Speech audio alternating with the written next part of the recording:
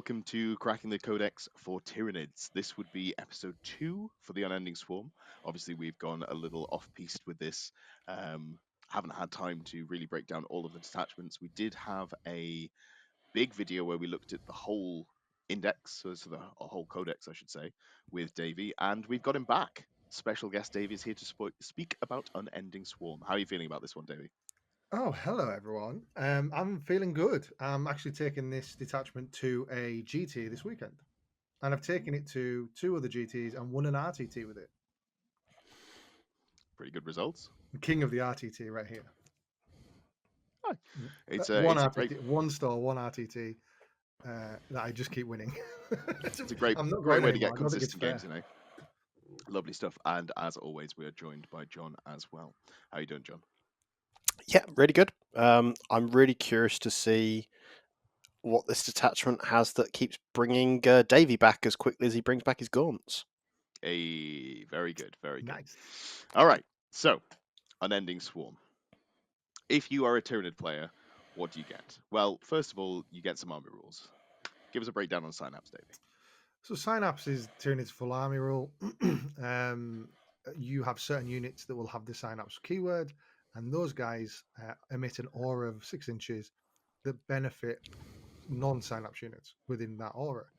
So the way that they benefit is they take battle shock tests on 3 dice rather than 2. Now this is good because our leadership is garbage. It's like 8 for most Gribblies and most non-Gribblies. To be fair, I think even a Hive Tyrant is 8. So it's you've got a slightly better chance of passing than someone rolling 2 dice and like on a 7, for example. But I played a mirror the other week, and boy, it hurt when they shadow in the warp me. But I assume when you shadow in the warp then, so came around Nope. full circle. They were fine. Moving on. They had Shadow in the marching warp. up. Tell us about They how had that marching works. up. Yeah, good little link there. So Shadow in the Warp is what some people think is the worst ability. I think is absolutely awesome and is definitely worth 5, maybe even 10 points a game. What happens is once per battle in either player's command phase, usually your opponents, you will say, "I'm going to Shadow in the Warp," and all of their units have to take a battle shock test. What's nice about this is they cannot 1 CP auto pass it, so really, really nice. Lovely stuff. I agree. It is worth about 5 or 10 points from my perspective, having played against Nids a fair whack. But unfortunately, my army is made up of 2,000 points, so I tend to not care about it too much. Oh, just to be So clear, so funny. when I say it's worth 5 or 10 points, it's denying your opponent 5 or 10 points. No, I do. I am being facetious there. Oh no, I understand know, but the just use of so I could explain it. it.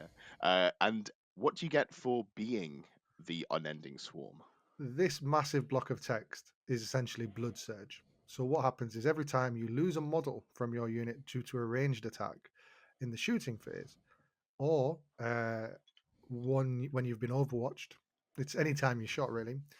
You can do a surge move. A surge move is different to a normal move. It's different to a charge. It's a separate type of move altogether, so it doesn't trigger things.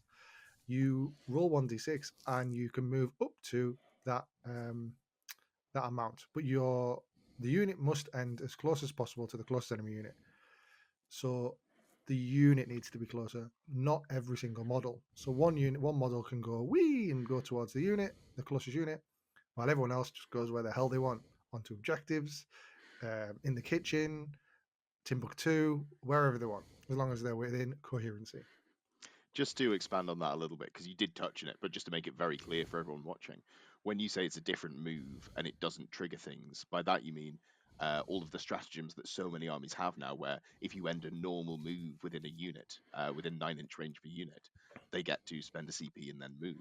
Yep. Yeah. Gets around that, as you say, gets you into combat potentially. Yeah, so you can end an It engagement. is- Yeah. yeah. Obviously, your opponent triggers it by them shooting you, but once they've done that, it's very hard for them to play around.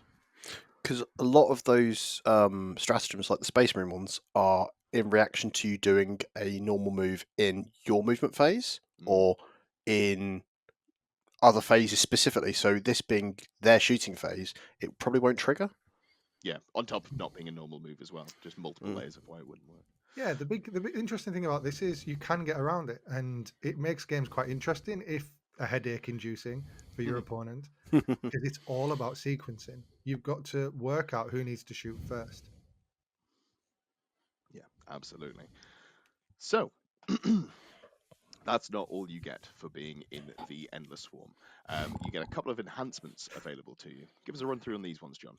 Right, so starting off with Relentless Hunger, which is 20 points, Tyranid model only. It adds 2 to the move characteristic of models in the bearer's unit. Quite straightforward. Yep. See, at rate, that sounds good. Like, you look at 20 that points? and go, I'd pay 20 points for that. What units are you realistically putting that on? So, okay, if you forced me to take this, Mm. I would put it on a winged prime Mhm. and have him lead gargoyles. Sure. So they would have movement 14, fire and fade, and advance and shoot. Yeah. So they could go 26 inches instead of 24. But you're not getting them a lot of value there. I have toyed with putting it on things like Tervigans just to get them around UKTC terrain. I think you could put it on a flying hive tyrant if you were that pushed, so that their movement was 14 on GW terrain, where you can hide behind the little wall-less ruin and then just go straight through it 14 inches and then charge something. Sounds okay. If I've got 20 points left, I'm taking a Ripper Swarm. That's the issue. No, I agree. It's one of those that seems good at rate, but then you realise what it can go on, and it doesn't really do At much. 10 points, I'd maybe have it. I do like the thought actually of just putting it on a lone monster character to make them a little less unwieldy. Yeah. Something I hadn't considered. What else we got? So Naturalized Camouflage, which is 30 points. Again, Tyranid model only. At the start of the first battle round, you select up to 3 friendly Endless Multitude units, which is all your kind of the Gaunts and Gargoyles. Because I don't think we touched on that, did we? Yeah. Oh, good, really good shout. So Endless Multitude is Termagants, Hormagants, Gargoyles, and Neurogons. All the little lads. So basically, you select up to 3 units of those within 9 inches of the bearer until the end of the battle round. Each time a ranged attack targets one of those units, models in the units have the benefit of cover against the attack. I think this is the shittest enhancement I've ever seen in my entire life. I would, to an extent, it makes me so angry at 30 points. I'd rather just finish my list 30 points short. Like, it's so bad. So, for context, you could have 3 Venom Throps who do this and do -1 to hit for the entire game, and have 9 wounds all in, fight, do things, and they're 40 points more. Like, it's so bad. It ends after the first battle round. I get why they're doing it, right? Your deployment zone is so full, it's going to be hard to hide a unit, except everyone gets cover in this edition. So who cares? Just do not take this. Yeah, I think we can leave it at that. And then the next one is Piercing Talons for 25 points. Again, Tyranid model only. Each time a model in the bearer's unit makes an attack on a critical wound, so traditionally unmodified wound roll of 6, you would improve the armor penetration characteristic of the attack by 1. Like, sounds amazing, right? Like, this edition is AP hungry. Like, people want AP. The problem is you want to put this on something like Warriors or Gene Stealers, like led by a Broodlord or Prime. But if you want to take a unit like that, there's so many better detachments in the Tyranid book to take. They'll just get more benefits from. In this detachment, you don't really want a lot of mid-sized bugs. You want small bugs and you want monsters that buff the small bugs. So there's not really a home for this. I'd love it in Vanguard Onslaught. I'd love it in Invasion Fleet. I hate it in this detachment. You could If you could have a unit. Yeah, you can put it on gargoyles. Yeah. If there's a way to have this on a model that led Hormagants and they got to AP2, that's kind of cool. But there isn't. And they've got the volume of attacks to maybe make it worth thinking about. But alas, it was not to be. So another one in the bin. So far we're shooting 0 for 3, I guess. What have we got to salvage us? Right, so the one with the most interesting name, we've got the Adrenalized Onslaught for 15 points. And ignore the slide, it's not Drakari model only, it's Tyranid model only. Each time the bearer's unit piles in or consolidates, models in that unit may move an additional 3 inches. So that makes it a 6-inch pile in or consolidate. I think Drakari would like this. Oh, I God, think yeah. they'd love this. And they'd probably drop in a boat straight afterwards as well. So again, this would be awesome on something like a model that led Hormagaunts. It would be pretty cool on a Prime or Gene Stealers to try, a Broodlord, sorry, to try and get them across the board a bit better. This is the only enhancement I've ever seen from a good player taking it in their list. Well, I say a good player, like lists I've looked at essentially. And the way that you could, and I mean could, this is at a push, you put it on a Neuro Tyrant. The Neuro Tyrant leads 22 Neurogaunts, and you wrap a vehicle with them. That's it. Because the Neurogaunts, they're not even as good as normal Gaunts. They have a 6-up save. Which is a hell of a selling point. We're Yeah. worse than normal Gaunts.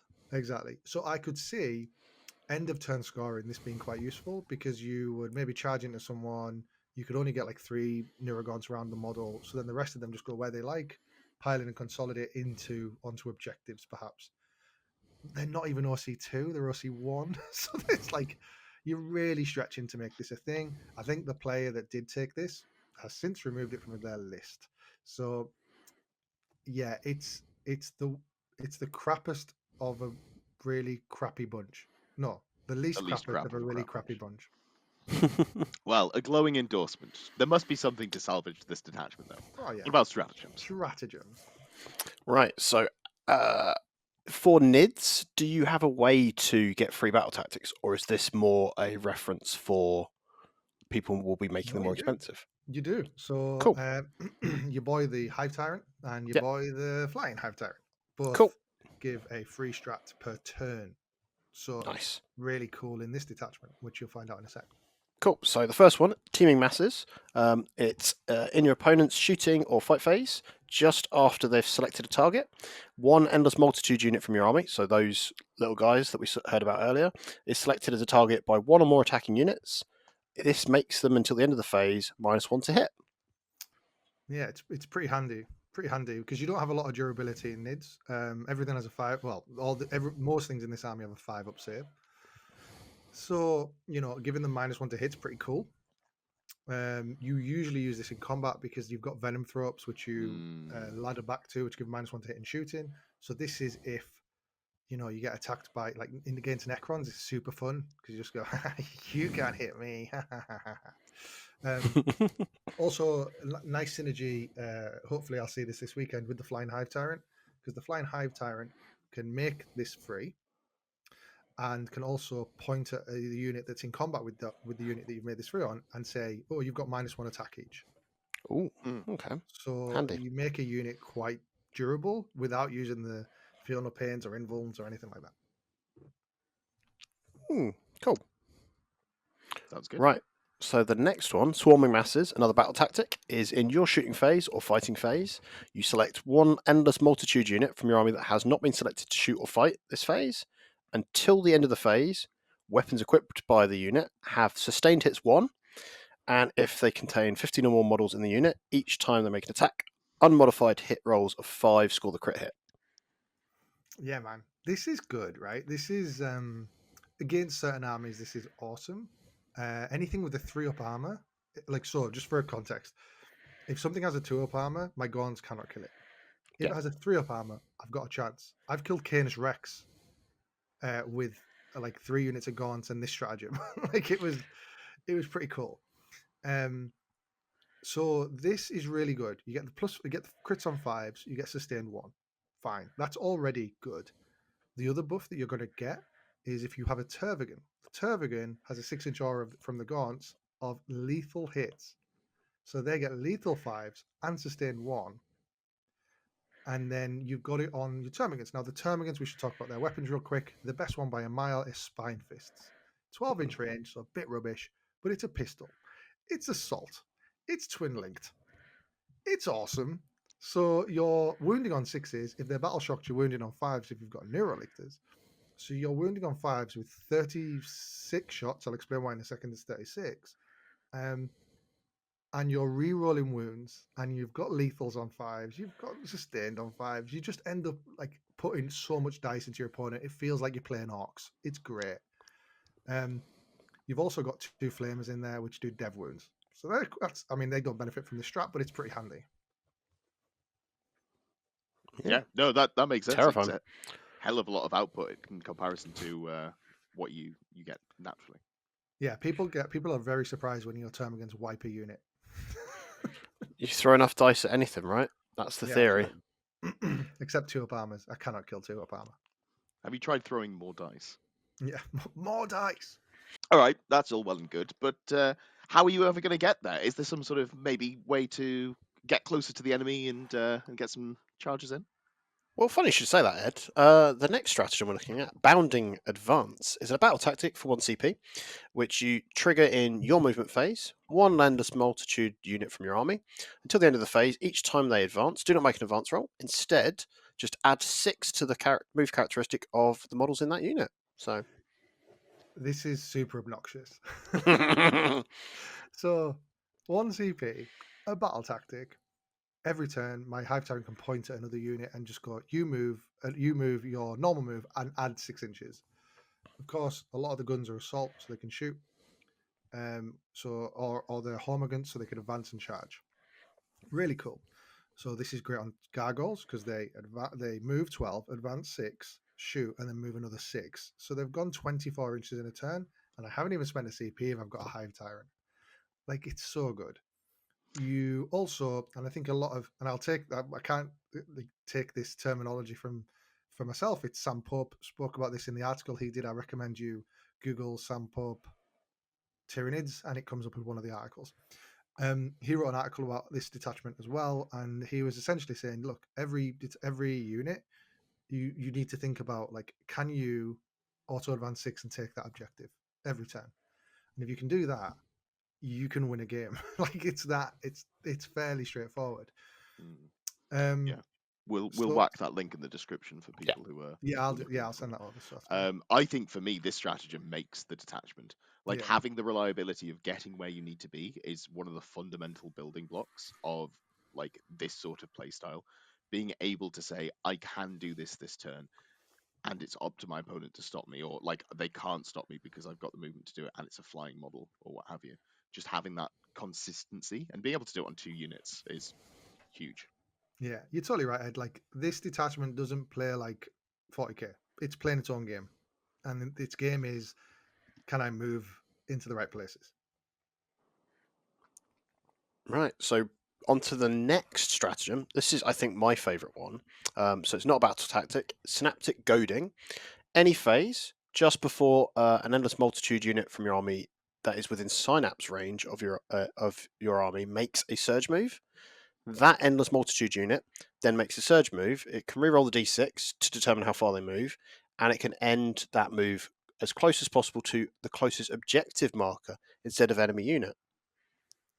So this one is the big brain one, right? This is the one that actually I don't really use that often. Like, I've never, in fact, you know what? I'm going to say this. I've never used it. Yeah. Imagine telling on yourself like that. Exactly. Imagine saying something's big brain and saying I've never used it.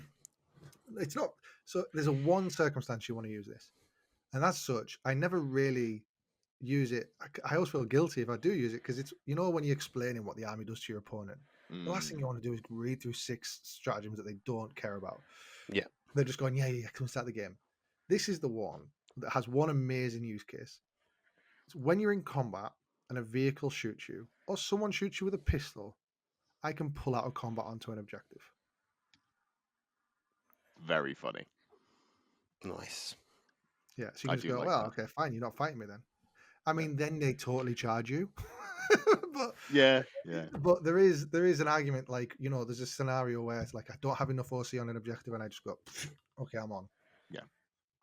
Or you can use it to get behind a wall, and if you roll, you look at it, you go, okay, if I roll a 4 here, I'm going to be able to get behind the wall and, you know, be just over an inch away. So they'll have to come round. Suddenly, I'm giving them an 8-inch charge, adding unreliability into the game plan. But other than that, like we mentioned before, it's the nearest model that needs to go closest to the enemy. So you move the model in the right way, the rest of your army just gets onto the objective anyway. The rest of the unit. I can see why you might not use this very often. It is very much a gotcha strat by the looks of Yeah. things. Cool. Right, the next one is Unending Waves. So this is a strategic ploy for 2 CP.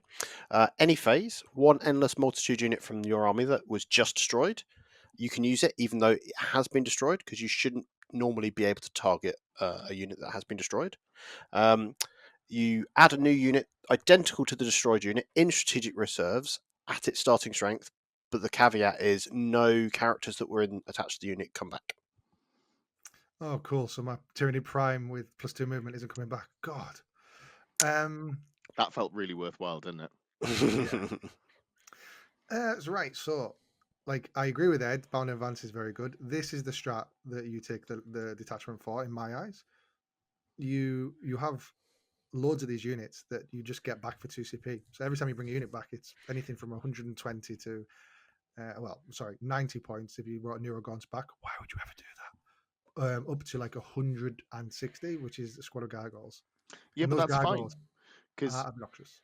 all of these, whenever they print this rule, they always give it a little rider that says no unit can be resurrected twice. This stratagem has that rider, right? No, absolutely not. Oh, great. No, it's not Yeah. like Magic where it's like once put an exile counter on this unit. No, like this. So I've brought a same squad of gargoyles back 4 times before because it's just obnoxious. The the trick with this as well is there's so much good stuff. If someone overwatches a unit and so I move the squad of gargoyles, they got overwatched and they all die. 2 CP, put them in reserves, bring them in from reserves that turn. Like it's so funny. Like there's just so much junk with this stuff. Of course, one of the things as well with this army is that like you're in front of the opponent, so they're going to put everything forward and get into you, and they're going to try and get as many activations to kill your army as possible. What happens when 20 termagants turns up in their deployment zone turn 3? Like they have to turn around and deal with it.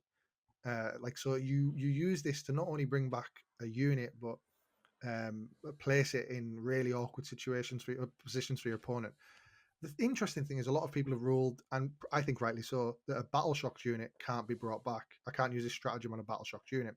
Yeah. So that gives more credence to the way you combat this detachment in Mm. whittling down every unit rather than taking out full units at a time. So it's the opposite to how you deal with Necrons, really, almost. Yeah, pretty much. Yeah. So just to, I guess now is a great time to just briefly discuss how to beat this army, which is drop all of its units or as many as you can to something that you can kill in one turn. Kill 4 units. Go. You can bring one of them back, but you don't get the rest of them. Yeah. So it's kind of I think that's the big kind of battleground of the entire an entire game with this army. Mm. An unending swarm player is more likely to just throw everything forward and try and take the board. I actually think that's not the right thing to do. You need to give as fewer targets to your opponent as possible, so that when they people like shooting guns and they don't like not being able to shoot them. So they will try and wipe the squad of gargoyles that I put in front of their deployment zone turn 1, and then I go thanks 2 CP, get in reserve, see you next turn. Whereas if I put everything out, then they can whittle it down. And we see that without going into Sam's list too much, because we know we're going to talk about in a bit. The game he lost to the Necron player who won LVO, he whistled down all of the units so that they just weren't impactful enough. And you do have a Tervigan that can regen some models to the unit, but it's only D3+3, and it's only 1 unit. So you're just not regaining it fast enough. Yeah. There is one big hole, right, as well, that if you lose units turn 1, when you only have 1 CP, they're not coming back because you haven't got the CP to bring back. So that's a big hole, right? So this is a scary thing. Where do I deploy my gargoyles? I want to put them on the line because I want to block you in your deployment zone. But I also don't want them to die if I go second. Cool. So, and then the last stratagem is Preservation Imperative. So, in your opponent's shooting phase, just after an enemy unit has selected its targets, one Endless Multitude unit from your army that was selected by one or more attacking units attacks, until the end of the phase, it's treated as having less than 5 models for the purposes of Blast. It's so very good, niche, right? Oh, how do you beat this army? Well, I've got loads of blast weapons. Oh, okay, cool. So this is really good because it gives you more surge efficiency. So say I put that squad of 20 gargoyles up front, you blast, you shoot them 3 times with blast weapons. That unit might have been destroyed, but actually I've got some left because you didn't use your blast. You didn't get your blast. Yeah. So great. Yeah, it's really handy in certain matchups. Yeah. Do I Well, use it every game? Not really. in cases where blast, you've got a unit that has lots of blast weapons. For example, custodian terminators. If they're shooting, Hearthguard. yeah, that's a much better example. Just absolutely picking up the unit for free. Suddenly, the math gets a lot more swingy in your favor at that Yeah, point. I think the Hearthguard still kill them, but yeah, you're right. Absolutely. Like the custodian one is a really good shot. Yeah. All right, and so we've got a list as well, as you've alluded to, Sam Pope's list. What do we got? Give us the run through. Yeah, so Sam, this list came third at LVO, right? Sam's an awesome player. He's been bang on to Swarm for a long, long time. So he's got Death Leaper. Death Leaper's pretty cool. He gives you -1. He's got a -1 leadership aura. Other than that, he's pretty much a normal lictor with a 4, but he has a 4 pinball. He can trigger battle shocks as well if a unit is below full strength rather than half strength. He's got like weird little bits. He's now 80 points to point this out, but he's 70 at the time this list was made. He's fine, but he gives that -1 leadership, which I think is quite cool. Hive Tyrant. So Hive Tyrant is good because it gives the ability to use those stratagems. I think at 235 points they're very expensive if you don't get to actually activate with them. If you're just getting stratagems for 235 points, but yeah, he also has the assault keyword. It gives the assault keyword to everyone within 6 inches, which sometimes can help if you surround them with exocrines or something like that. Can be quite funny watching all of them run up the battlefield and blow things up.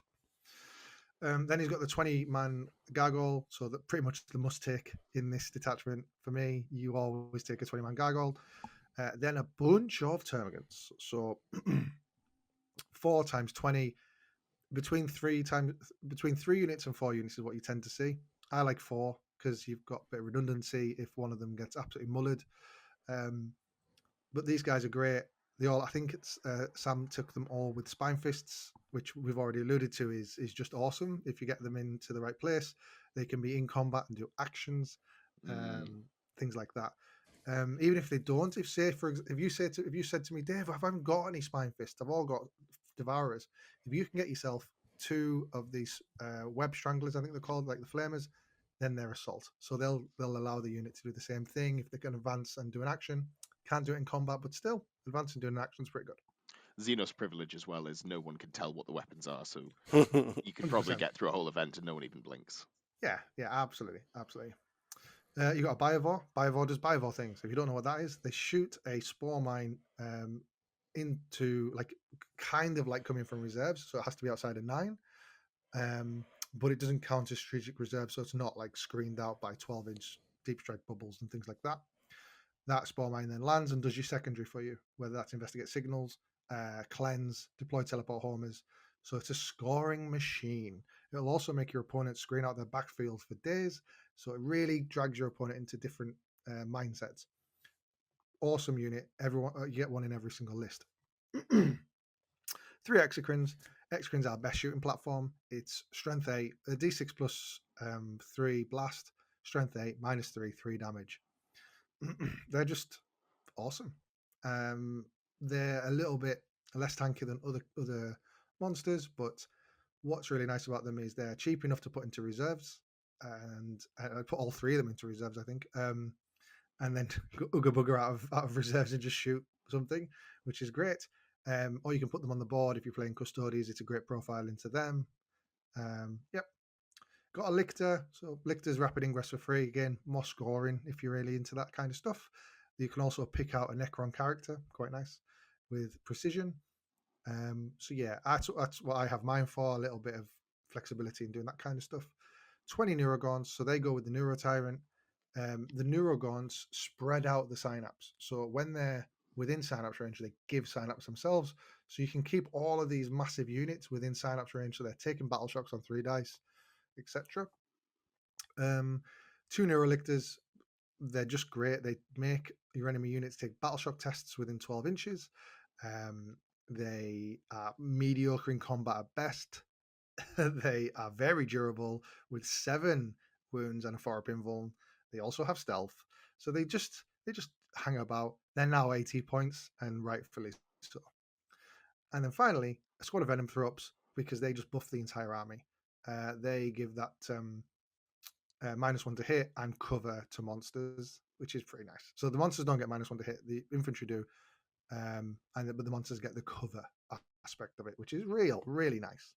Yeah, as you spoke about, there's so many models. The footprint is so big, you can't realistically hide your entire army. So having that cover on tap is very good to have. Oh, absolutely.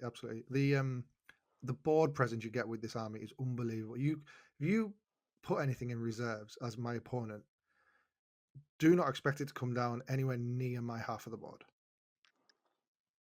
Yeah, I feel like you start everything on the board against this army. It's difficult to. Yeah, you'd be surprised. Yeah. No, I can see people making that mistake. Probably not making that mistake twice, but by then you've Yes. moved on to your new victim. Yeah. Lovely. So obviously you've spoken about how the gargoyles work. You're going to try and fire them forwards turn one. You're going to try and move block your opponent in. As soon as they die, you're going to put them in reserve. You're going to do the same thing again. You're going to bring them in from strat reserve on your turn, fire and fade forwards, really gum up the board. But how does the rest of the list play? You spoke about the extra screens coming in from reserves. Is the rest of it more just sort of moving on to objectives, standing there and denying your opponent primary? Yeah, a lot of that. So you will run out of stuff, right? I've been tabled with this army, believe it or not. Despite all these units, you can get whistled down quite significantly. So you are scoring early. You are pushing hard. You are getting on objectives, and you're trying to score as quickly as possible. So the way that happens, let's take and hold for an example. If I was looking at my scoring, I want a 15. I want a 10 at least, and then a 10, and then a 5. But I want my opponents to mirror that, but lose 5 somewhere so that I win the primary war. The way that you're doing that is you ladder your termagants to an objective, and you have them coming back all the way to your within 6 inches of the Venom Throps, within 6 inches of the Tervigan if you have that. It's not in this list, but obviously for the respawn. Any other buffing pieces, I can't think off the top of my head, but the Hive Tyrant, so you can put a free stratagem on them, -1 to hit, for example, or what have you. So that's how you're doing that. Then you take off. It's all about taking the right termagant off. So, for example, I could take off. Say it's their last activation, and I'm going to have 2 termagants left. I could take off the entire squad except for the ones on the objective because I know they've not got any activations left. Or if they have got activations left, I could take off most of them until I get to the Venom Throps, if that was what I wanted to do. So taking off that kind of stuff. Other ways that you can do this is, say you're in combat with multiple units because you've surged into everyone to stop them shooting. When they fight, you can just take ones that take any model you like, but keep everyone in combat, or you can really jank it so that the coherency only matters at the end of the turn. So you can keep people in combat, stop them moving, charging other things. It's all about taking advantage of the opportunity that's in front of you. Yeah. How else There's are you obviously, winning? sorry, combo there because if you're going to Adrenal Surge as well, you might want to take the closest model off the board if that puts you in a bad situation. So there's a lot of thinking to be done about the movement with the model removal there. It's quite an interesting little. Absolutely. So if I'm my opponent, I'd put a tank as the nearest model, so that you can still shoot, or pistols so you can still shoot when I surge into you. Yeah. But then as you say, if I take that one away, then I can go where I like, or potentially to another nearest model. Other things to look at. I mean, that's really what you're doing, back and forth, over and over, bringing on units and then challenging home objectives, things like that. Yeah, it's a very big primary denial. You do find other lists will take Rippers, as well as the Biovore, to try and score points. Because we do secondaries pretty good. Even if you think of secure no man's land, extend battle lines, normally you're doing that by killing your opponent and then moving on to objective. I'm not killing you. I'm just moving on the objective. So there's fun like that, really. Yeah. So I assume you're playing this as a tactical list. Is that correct? Funny you say that.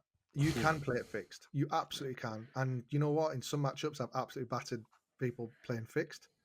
what you miss out on is the CP, Sure. because yes, it's 2 CP to bring a unit back, but if that's all you've got, it's really hard because sometimes you want a -1, or sometimes you want to Mm. exploding fives. Sometimes you just want a CP reroll. You know, all these things you just cannot have them if you just not getting the free CP. Hence, the Hive Tyrant is quite important. I know that Sam likes to take fixed quite often. I think I'm veering more towards 50-50. Depends on it's the matchup dependent. If I'm playing Custodes, I'd probably take tactical because I just can't necessarily take an objective back from them. Sure. But if I'm playing guard, someone like that, then I can just move a lone up into the middle and say, "Cool, deploy, deploy, deploy." Just push the button over and over again. Yeah, that makes sense. All right. Well, thank you very much for coming on, Davey. It's been great to have you.